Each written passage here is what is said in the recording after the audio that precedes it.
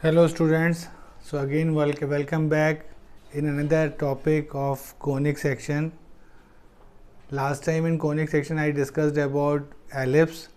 This time I am going to discuss about the hyperbola, again in the form of the locus of a point. So if I want to define hyperbola, then there will be, you can define like this.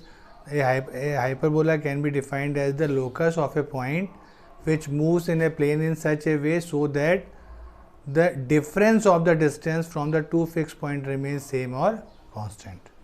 Again, suppose this green board will be my plane and a point will be moving in such a way so that its distance, the difference of its distance. In the case of ellipse, if you remember, in the case of ellipse, when the point moves, its sum will be remains constant, just opposite to that.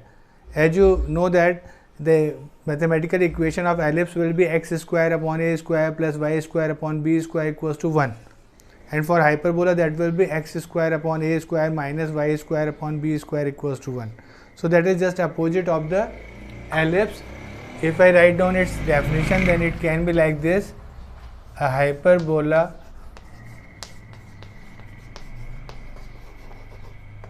is defined as the locus of a point moving in a plane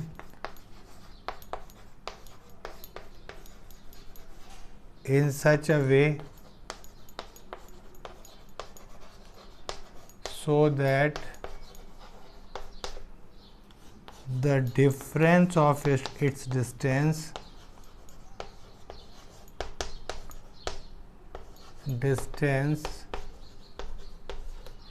from two fixed points remains same or constant. Each of the two fixed points are known as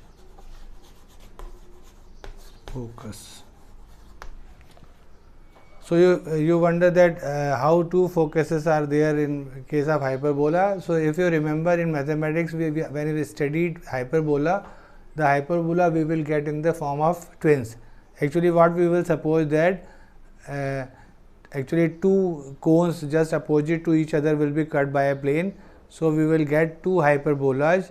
So one focus will be for this hyperbola which will be in the left side, and the other focus will be for the hyperbola that will be on the right side. So those two fixed points are focuses. So again, if you read the definition, they are saying hyperbola is defined as the locus of a point moving in a plane in such a way so that the difference of its distance from two fixed point remains same or constant.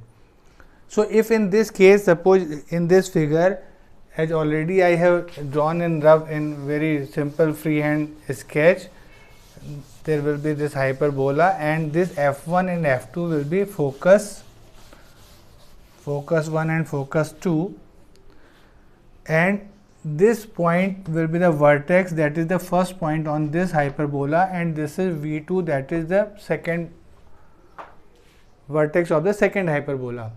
So according to our definition, if this v1 will be one of the point on the curve, then according to our definition, this v1 f2, so the distance of v1 from f2 minus v1 f1 must be equals to a constant. This is the definition. And as you know that the distance of the first vertices from the first focus will be equals to the distance of the second vertices from the second focus. So it means v1 f1 will be equals to v2 f2. If in equation 1 I will replace the v1 f1 by v2 f2, then the equation 1 will be v1 f2 minus v2 f2 will be equals to constant, and this v1 f2 minus v2 f2, that is equals to this value v1 v2. and this V1 V2 is known as transverse axis.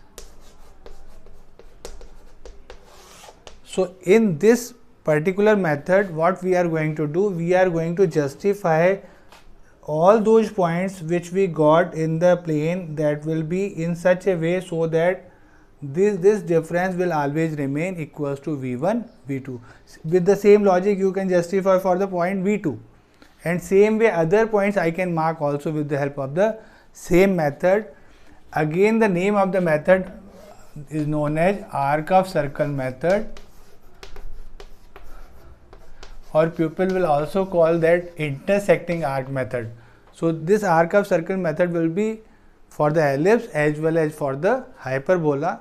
In next class, in next two classes, I will draw ellipse by arc of circle method as well as hyperbola by arc of circle method. So this is the basic concept how this curve will be generated by this equation. Yes, okay. So I hope you understand the concept. What is hyperbola? Thank you very much.